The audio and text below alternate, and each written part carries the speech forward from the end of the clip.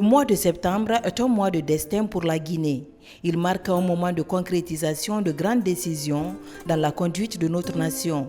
Le tout premier engagement est celui du 28 septembre 1958, la ratification du projet de constitution proposé par le président français Charles de Gaulle et rejeté par la voie référendaire. Ce jour, la Guinée dit non à la proposition de la communauté française. Ce nom authentique nous mène à l'indépendance immédiate et Ahmed Sékou Touré devient le premier président de la République de Guinée.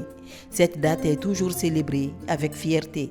Le 28 septembre 1958 est une date qui a façonné l'âme du peuple de Guinée.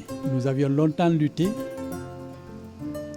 parce que nous avons été dominés et colonisés. Le 28 septembre marque donc le passage de la domination imposée à l'interdépendance choisie. Et ça a eu des émules.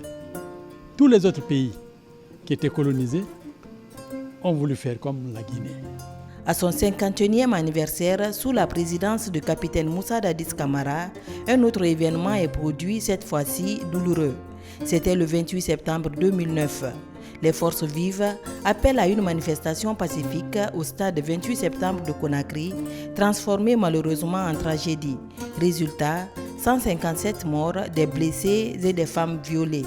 Je suis de ceux qui ont été profondément marqués par cette mésentente au niveau stratégique de notre pays. Et le résultat a été fracassant. Non seulement des Guinéens, femmes, hommes et peut-être même des jeunes qui ont été tués, mais également l'image de marque de notre pays, la Guinée.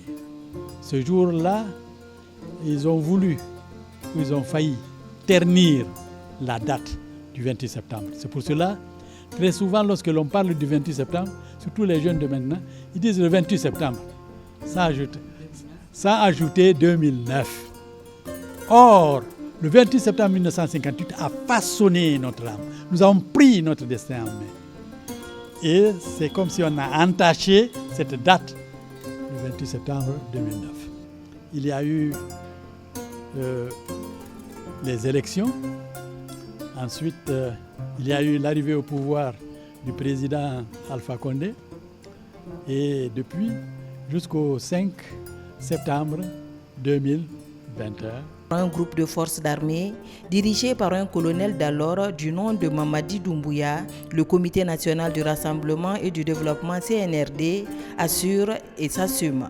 La génération à laquelle j'appartiens, elle était adolescente en 1958.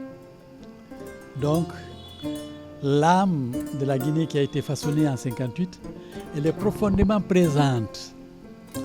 Lorsque nous entendons que l'aéroport porte le nom prestigieux du président Ahmed Sékou Touré, ça nous va droit au cœur. Que la villa de Bellevue est restituée à la famille, ça nous va droit au cœur. Lorsque nous entendons ceci ou cela, ce sont des choses, ce sont des gestes. Mais ce sont des gestes également qui apportent l'apaisement. Parce que ce que la Guinée recherche depuis ce temps-là, c'est cicatriser les plaies. Cicatriser les plaies et non pas les rouvrir. Une grande réforme commence dans tous les secteurs. En septembre 2022, le procès du 28 septembre est lancé après 9 ans de silence. Cet acte marque une rupture avec le passé et un pas vers la lutte contre l'impunité. Je ne suis pas dupe en disant que ce procès-là a apporté quelque chose de substantiel.